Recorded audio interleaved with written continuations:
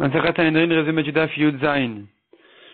vu dans la Mishnah une marloquette entre les Chachamim et Rabbi Yehuda concernant le nombre du grand Sanhedrin, est-ce qu'ils sont 70 ou 71, sachant que la Torah a dit, Hachem dit à Moshe, réunis ici 70 personnes des anciens d'Israël. Donc la marloquette, elle est qu'on compte Moshe aussi avec eux, ça fait 71, ou bien on ne compte pas Moshe parmi eux, donc il reste 70. La Gemara ramène les psukim, les différents psukim sur lesquels se base la marloquette ici. Est-ce qu'on rentre Moshe dans le compte, oui ou non? C'est écrit, ils vont alléger, ils seront avec toi. Donc ramasse 70 personnes qui seront avec toi, qui vont porter avec toi la charge du peuple. De ces psukim-là, sur ces psukim-là se base en fait la marloquette comme on a dit. La Gemara nous ramène qu'il est écrit dans les psukim concernant les 70 personnes, deux hommes sont restés dans le camp. Qui sont les deux personnes qui sont restées dans le camp? La Gemara dit soit ce sont deux personnes qui n'ont pas mérité de piocher le papier qui indiquait qu'ils sont élus comme Zaken, comme juges d'Israël. La Gemara explique que quand Hachem a dit à Moshe 70 personnes seront nommées Zkenim sur Israël, Moshe a eu un grand problème parce que 70, ça ne peut pas se partager en 12. Donc il a dit comment je fais maintenant pour prendre des 12 tribus 70 personnes. Si je prends 5 personnes par tribu, ça fait 60. Je prends 6, ça fait 72. Comment je vais arriver à 70? Je prends de l'un 6, de l'autre 5. Il y aura de la jalousie et de la haine entre les tribus. Qu'est-ce qu'il a fait? Il a choisi 6 par tribu. Et il a mis dans une boîte, il a mis 72 papiers. 70, il a écrit dessus Zaken. Et 2, il a laissé blanc. Chacun venait piocher son papier. S'il était Zaken, il est élu. S'il a pris un papier blanc, Moshe lui dit, qu'est-ce que je peux te faire? Tu n'as pas été choisi. La Gemara nous ramène aussi un autre exemple où on voit que ce système-là a pu résoudre encore une fois des doutes quand il fallait choisir qui c'est qui va, par exemple, être racheté parmi les Bechorot d'Israël, qui est le Bechorot d'Israël qui est racheté par un Lévi, et qui est le Bechorot d'Israël qui n'est pas racheté par un Lévi et qui doit donc se racheter en payant les 5 shkalim. À nouveau, il a fallu faire ici le même système où chacun piochait son papier. Si c'est écrit dans son papier Ben Lévi, il est racheté par un Lévi. Et si c'est écrit 5 Slaim, il doit payer les 5 Slaim parce qu'il y avait plus de Bechorot que de Lévim. Donc en tout cas, les deux personnes qui sont restées dans le camp sont ces deux personnes-là qui ont reçu un papier blanc. Ou bien, dit la Gemara, il ne s'agit pas de ça. Il s'agit en fait que Eldad et Medad ne sont pas sortis au Ohel Moed avec les autres Zkenim. Ils ont dit on n'est pas à la hauteur. On n'est pas à la hauteur, on n'est pas à ce niveau-là. Ils sont restés donc dans le camp, et là, Akadosh Baruch Hu leur a dit, puisque vous vous êtes diminués, alors je vais ajouter une grandeur sur votre grandeur.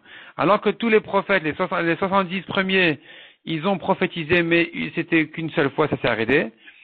Eux, leur prophétie ne s'est pas arrêtée. Quelle était leur prophétie? La Gemara nous ramène 3 opinions. Soit, ils ont prophétisé sur le slave,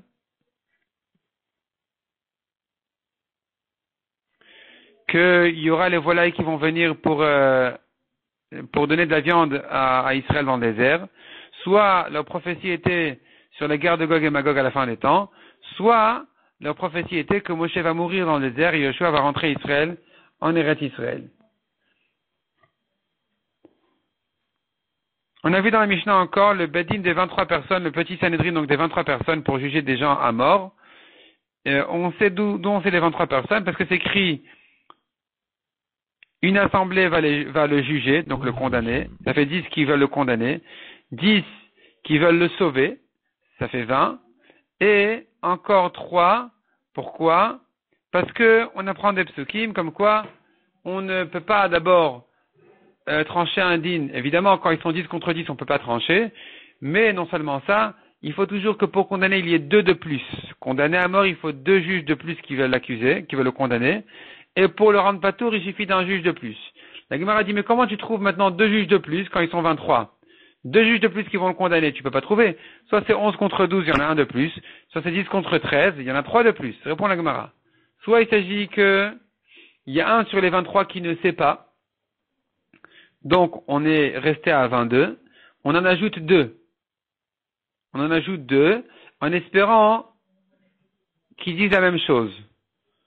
S'il y en a un qui dit Chayav, un qui dit Patour, on n'a rien gagné. Il faudra ajouter encore 2 autres. Mais s'il y en a 2 qui disent chayav ou patour, alors on pourra trancher. Donc ici, ce sera un cas où il y aura 11 contre 13, 13 qui diraient chayav, et on le tue, selon les 13. Donc il y en a 2 de plus que ceux qui disent patour. Ou bien, dit la Gemara, tu peux trouver 2 qui condamnent de plus que ceux qui disent patour, selon Rabbi Yehuda qui a dit 70 pour le grand Sanhédrin. La Gemara nous ramène encore, qui sont ceux qui sont nommés au grand Sanhédrin? Avant ça, la Gemara dit, on ne se gêne pas, quand on ajoute des juges, quand il y en a un qui dit je ne sais pas, on ne se gêne pas d'ajouter encore, même si on va en arriver à un nombre pair, même si ça va former un nombre pair, c'est pas grave. Il suffit que, l'essentiel c'est qu'a priori, on fixe un nombre impair dans le bedin. Mais après ça, on peut en ajouter, même si ça va faire un nombre pair. La Gemara dit maintenant, ceux qui sont aptes à rentrer dans le Sanhédrin doivent être des gens qui sont impressionnants physiquement, des gens sages, des gens qui ont de l'âge, des gens qui connaissent la sorcellerie pour pouvoir tuer les sorciers, par exemple, des gens qui connaissent les 70 langues pour ne pas avoir besoin d'un traducteur quand il y a un témoin qui parle une langue qui n'est pas connue ici. La Gemara dit encore, il faut que les juges soient suffisamment profonds et raisonnés pour qu'ils puissent même te donner un raisonnement qui va complètement inverser le din et qui va te dire comment est-ce qu'un reptile, on pourrait te prouver minatora qu'il est tahor. La Gemara donne le raisonnement et pourquoi le raisonnement est faux. Mais en tout cas, il faut qu'il sache en arriver à des raisonnements pareils. La Gemara dit encore, une ville dans laquelle tu n'as pas 2 personnes qui connaissent les 70 langues, qui peuvent parler, et un troisième qui comprend les 70 langues, ne peuvent pas se nommer Sanhédrin. La Gemara dit que dans la ville de Bétar, il y en avait 3, dans la ville de Yavne, il y en avait 4. De là, la Gemara, on arrive à une longue liste sur toutes les expressions dans le chasse concernant certains chachamim, on ne dit pas leur nom. On dit par exemple, on a envoyé un message d'Eretz Israël, mais on ne sait pas qui c'est qui l'a dit. On te dit par exemple, nos maîtres d'Eretz Israël, ou bien nos maîtres de Babel, ou bien on riait sur ça en Israël, et ainsi de suite, beaucoup de choses, beaucoup d'expressions qui se trouvent dans le chasse, dans lesquelles on ne sait pas qui c'est qui a parlé. Et la Gemara nous dit ici à chaque fois de quel chacham il s'agit. Ensuite, après toute cette longue liste, la Gemara nous dit, on a vu dans la Mishnah, combien de personnes dans la ville pour qu'on puisse nommer là-bas un Sanhédrin? Il faut 120 personnes dans la ville. Demande à la Gemara comment tu arrives à 120. Et la Gemara elle fait tout un compte pour qu'il nous arrive aux 120 personnes. C'est-à-dire il faut que dans cette ville il y ait 120 personnes, 23 pour le Sanhédrin, donc 23 juges. Encore 3 rangées de 23 élèves dans chaque rangée, ça fait déjà 92. Ajoute à ça